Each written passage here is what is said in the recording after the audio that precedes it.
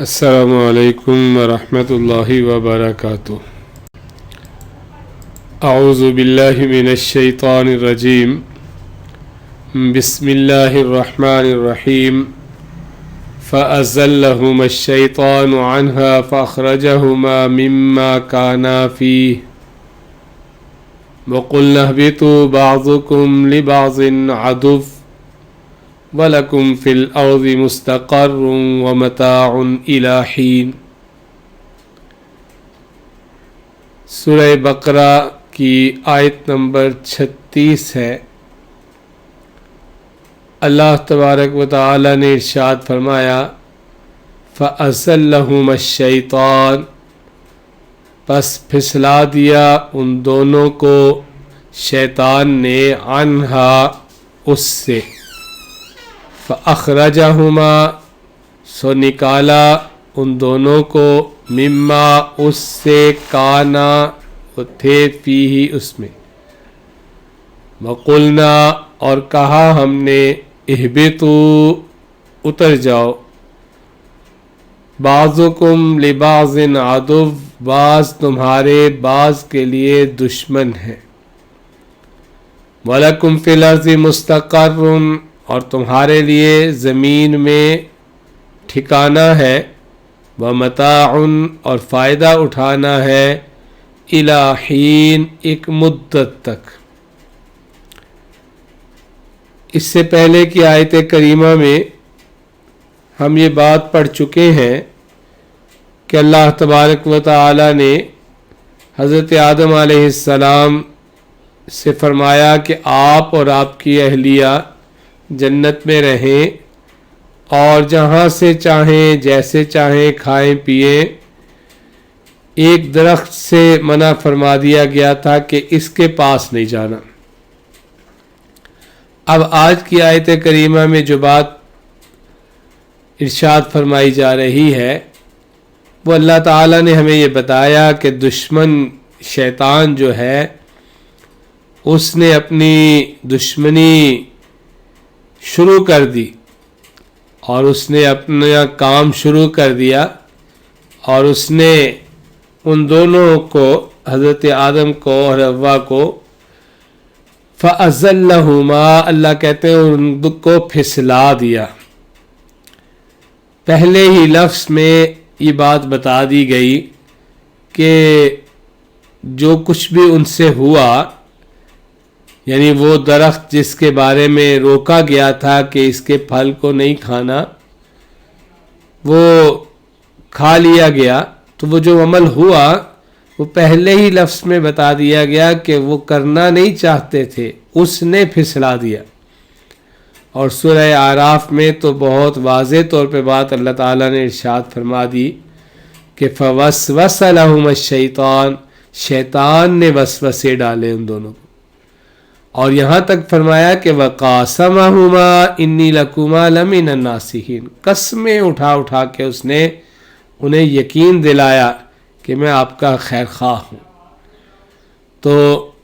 یہ نہیں ہے کہ آدم علیہ السلام نے خود سے یہ چاہا یا ان کے اہلیہ نے چاہا یہ کام ہم کر لیں، بلکہ اللہ تعالیٰ نے پہلے ہی لفظ میں بتایا کہ فَأَزَلَّهُمَا، اس نے، شیطان نے ان دونوں کو پھسلا دیا۔ پھسلتا آدمی خود نہیں ہے کہیں سے، وہ کسی وجہ سے پھسل جاتا ہے، تو وہ اس کے دھوکے میں آ گئے اور اس نے اس درخت کی وجہ سے انہیں اس غلطی میں ڈال دیا، اور پھر نتیجہ کیا نکلا کہ وہ چاہتا یہی تھا کہ جو آرام اور جو آسائش اور جس مقام پہ ان حضرات کو رکھا گیا ہے وہاں سے ان کو کسی طرح نکلواؤں، تو اللہ نے فرمایا فَأَخْرَجَهُمَا مِمَّا كَانَ فِيهِ، ان دونوں کو اس نے نکلوا دیا وہاں سے جہاں وہ تھے دونوں، یا جس مقام پر وہ تھے وہاں سے انہیں نکلوا دیا۔ وَقُلْنَا، اللہ فرماتے ہیں ہم نے کہا، اہبطوا، اتر جاؤ تم سب۔ دونوں طرح مفسرین نے لیا ہے، سب سے مراد آدم علیہ السلام، ان کی اہلیہ اور ان کی آئندہ یعنی نسل، اور آدم علیہ السلام، حضرت حوا اور شیطان، یہ دونوں طرح حضرات مفسرین نے ذکر کیا ہے. تو اللہ فرماتے ہم نے کہا اتر جاؤ تم سب. دونوں باتیں درست ہیں. بعضکم لبعض عدو، بعض تمہارے بعض کے دشمن ہیں، یعنی انسان اور جنات شیاطین آپس میں دشمن ہیں، یا بعض کے انسان ہی آپس میں دشمن ہیں. دنیا میں جب رہیں گے تو اب نظر آ رہا ہے کہ انسان ہی انسانوں کے دشمن ہوتے ہیں. تو انسان اور انسان بھی دشمن ہیں، اور انسانوں کی جنات شیاطین کے ساتھ جو دشمنی ہے، دونوں معاملے موجود ہیں. دونوں اعتبار سے یہاں بات سمجھی جا سکتی ہے. تو اللہ تعالیٰ نے فرمایا ہم نے کہا اتر جاؤ، بعض تمہارے بعض کے دشمن ہیں. وَلَكُمْ فِي الْأَرْضِ، اور تمہارے لیے زمین میں مستقر ٹھہرنا ہے، ٹھکانے کی جگہ ہے. یہیں سے پتہ چل گیا تھا کہ آپ کو کوئی سکونت کے لیے نہیں، یعنی مستقل طور پہ رہنے کے لیے جگہ نہیں دی جا رہی، بلکہ اگلے جملے نے تو بات کو بالکل واضح کر دیا ہے کہ وَمَتَاعٌ، اور فائدہ اٹھانا ہے، إِلَى حِينٍ، ایک مدت تک بس. تو جب بھیجا جا رہا تھا اس دنیا میں، اسی وقت بتا دیا گیا تھا کہ یہ دنیا جو ہے یہ کوئی مستقل رہنے کی جگہ نہیں ہے، بلکہ عارضی طور پہ تمہیں اس دنیا میں بھیجا جا رہا ہے، اور دنیا کی نعمتوں سے تم نے فائدہ اٹھانا ہے. اس کو یہ نہیں سمجھ لینا ہے کہ بس یہی گھر ہے اور یہیں رہنا ہے، بلکہ لوٹ کے واپس تمہیں اللہ کے پاس آنا ہوگا اور اپنے اعمال کا حساب کتاب دینا ہوگا، اور اس کے اعتبار سے تمہارے ساتھ وہ معاملات پیش آئیں گے جو قرآن میں بہت مرتبہ بڑے واضح انداز میں سمجھائے گئے ہیں کہ انسان کی اصل زندگی وہ اس زندگی کے بعد واپس اللہ کے پاس جانے کے بعد ہے،